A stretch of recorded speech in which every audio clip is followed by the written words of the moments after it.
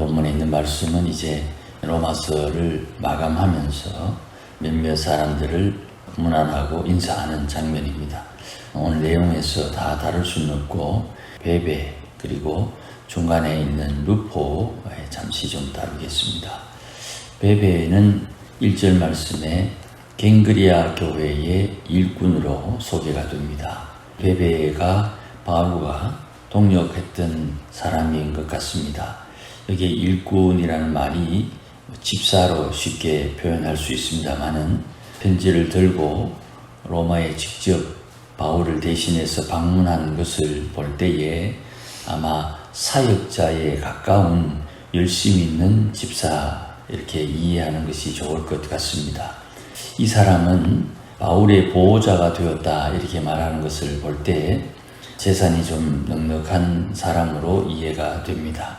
이 베베에 대해서 2절 말씀에 성도들의 합당한 예절로 영접하라 그럽니다. 성도들의 합당한 예절이 뭐냐? 로마서에서 언급했던 성도의 거룩한 삶, 그것을 총체적으로 이해하면 큰 무리가 없으리라 생각되고, 또 그 당시 시대의 문화적으로 볼 때 손님을 대하는 방법, 이런 것들을 우리가 추측할 수가 있습니다. 무엇이든지 그에게 소용되는 바를 도와주라 이렇게 표현하는데, 이 내용은 바울을 대신해서 로마 교회를 방문하고 있기 때문에 로마 교회가 바울을 만났을 때 할 수 있는 그런 예우를 부탁하는 겁니다. 그리고 그렇게 예우받을 만큼 하나님의 교회의 중직자로 또 사역자로 베베를 추천한다. 그렇게 언급을 합니다. 이 교회가 교회를 대상으로 교제할 때에 아무래도 대표자나 혹은 책임을 가질 수 있는 사람들끼리 만나게 되지요. 일상생활 속에서 다른 교회 성도들과 만나고 그 속에서 대화를 하거나 교제를 할 때는 아무래도 복음은 앞서겠습니다만은 생활 그리고 삶의 여정 속에 늘 부딪히는 일이니까 세상 사람들과 크게 다를 바가 없습니다. 그러나 신앙이 있으니 조금 더 배려하고 조금 더 용납하는 것이지요. 여기에 갱가리아 교회에서 사역하는 베베를 바울이 자기를 대신해서 편지를 가지고 로마 교회를 방문하고, 또 편지를 가지고 온 이 사람이 편지를 쓴 사람을 대신해서 편지를 읽어주거나 또 그의 일상과 또 근황들을 공유하게 되니까 대리하는 사람으로서 마땅히 받아야 되는 예절의 영접이 있을 것이다. 그렇게 추측을 하는 겁니다. 두 번째는 13절에 나오는 이 루포는 다른 성경에 보면 예수님의 십자가를 대신 졌던 구레네 시몬의 아들로 등장을 합니다. 그러니까 구레네 시몬이 예수님의 십자가를 지고 그때 당시 6월절에 유대인의 절기에 참석했던 유대인들이기도 하고 또 이방인인데 유대교를 믿는 그런 사람들이 있었고, 예수님께서 돌아가시고 부활하신 뒤에 오순절에 베드로의 설교에 보면 절기에 예루살렘을 방문했던 수많은 사람들에게 복음이 증거되지요. 성령이 임해서 성령의 역사가 나타나는 그 엄청난 일들이 있습니다. 이 일을 통해서 경험했던 사람들이 다시 자기 고향으로 돌아갔을 때에 아마도 로마에 있는 사람들이 방문하고 그들을 통해서 로마 교회가 시작되지 않았나, 그렇게 학자들이 추측을 합니다. 그 가운데 구레네 시몬이 다시 자기의 집으로 돌아가고 또 복음 전하는 자들이 어느 날 그들을 방문했을 때에 증거하는 그 예수의 구원의 역사가 자기가 경험했던 예루살렘에서 너무나도 황당하게 경험했던 살인자, 죽어야 되는 그 사람의 십자가를 대신 졌던 그 경험이 전도자의 만남 속에 자연스럽게 믿음으로 발전했으리라 그렇게 추측이 됩니다. 그레네 시몬이 언젠지는 모르지만 복음 전도자를 만나게 되고 예수님을 영접하고 믿게 되고 그의 가정이 예수님을 믿어 영접하는데 이런 특별한 사건을 경험했던 이 가정에 바울은 주 안에서 택하심을 입은 루포 이렇게 표현을 합니다.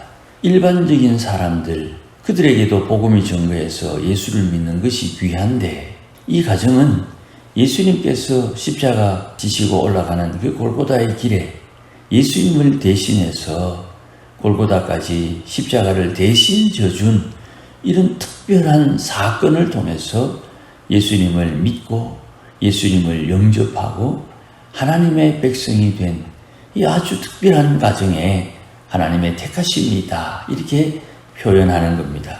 거기에 이제 루포의 이름이 복음서에 언급되고 구레네 시몬의 아내가 언급되는데 아마 이 가정과 바울은 같은 은혜, 바울이 예수 믿는 사람을 잡으려고 고향으로 돌아가는 그 길에 예수님을 만났던 것처럼 전혀 인생에 예상치 못한 일을 경험한 두 사람이 만나서 특별한 관계가 된 것 같습니다. 그래서 루포의 어머니를 나의 어머니다 이렇게 표현하는 것 같습니다. 인간적인 표현이기도 하죠.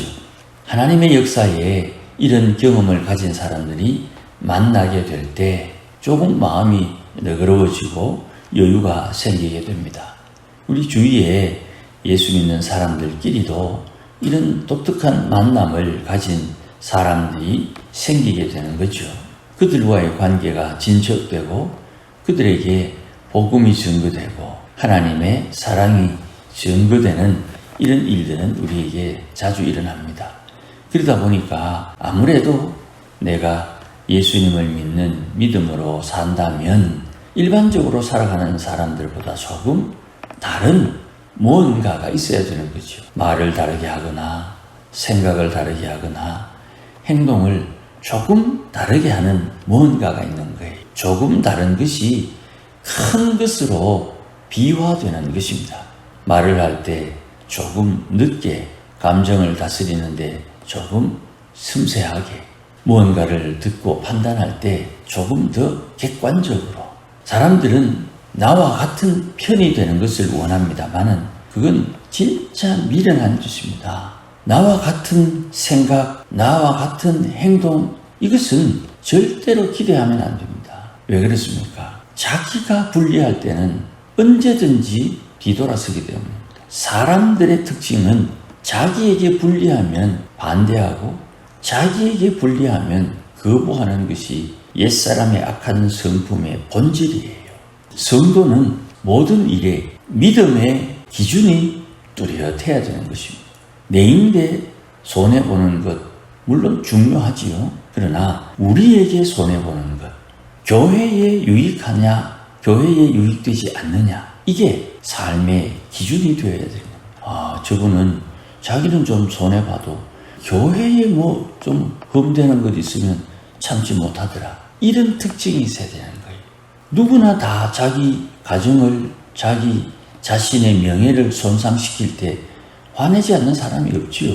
자기의 명예에 손상이 있어도 좀 참을 수 있지만 교회를 폄하할 때 참지 않는 그 독특함, 가문을 폄하할 때 참지 못하는 사람들도 세상에서는 대우를 받는데 하나님의 교회를 함부로 하는 사람들에게 대하는 태도는 주위에 있는 사람들에게 귀감이 된다 이 말이죠. 그러니 내 개인의 명예보다 공동체의 명예를 조금 더 우선시하는 사람, 그는 그 지역의 다른 사람들에게 존경을 받게 되는 거예요. 그런데 자기에게 손해보면 화를 내지만 공동체에게 손해오면 화를 내지 않고 숨는다. 그건 비열한 사람이 되는 거예요. 그렇기 때문에 성도들은 좀 더 뚜렷한 삶의 기준을 가지고 행동하고 평가하고 판단하고 선택할 수 있는 생활의 지혜가 있어야 되는 거예요. 이게 우리에게 진짜 필요한 거예요. 도시에 살아도 마찬가지입니다. 우리 아파트의 사람들을 대변할 수 있느냐? 이 사람이 그 지역에 유지가 되는 거예요. 대부분 아파트에 유동인구가 많죠. 이사를 안 가고 1000명이 사는 동네에 거기에 10년을 살았다. 그런 사람들이 그 지역에 유지가 되는 겁니다. 그 사람이 어떤 생각을 가지고 있느냐? 그 지역을 위해서 어떻게 공동체를 우선으로 생각하느냐? 그런 사람들이 그 지역에서 복음을 가지고 복음을 중심으로 살고 있다면 그 분이 나가는 교회는 부흥되게 되어 있는 거예요. 우리는 인구가 그렇게 많지 않기 때문에 그런 유동 인구도 적고 또 그런 활발한 활동을 보지 못하지만 충분히 그런 삶의 궤적을 가지고 살아야 되는 것입니다. 그래야 이 지역에 영향력을 미칠 수 있는 거예요. 교회가 40년 동안 전도한다고 기도하는데 마을 사람들은 전도하는 사람들이 몇 명 없으니까 부흥되기가 쉽지 않지만 우리 마을 안에 있는 사람들이 우리 교회를 나온다는 생각을 확장해야 될 필요가 있는 거예요. 제가 부임한 뒤로 우리 교회에 오신 분들 전부 다 외지 사람이죠. 교회가 그렇게 부흥되는 것입니다. 우리와 밀접한 사람들이 우리 교회를 세우는 것, 그게 가장 정상적이고 신속한 일이지만 그것도 필요하고 외부에서도 사람들이 유입되는 것도 필요한 것입니다. 우리의 생각이 단순히 우리 안에 머무는 것이 아니라 하나님께서 역사하시는 범위가 넓어져야 되는 것입니다. 이런 일들이 하나님의 교회를 세우게 되는 것입니다.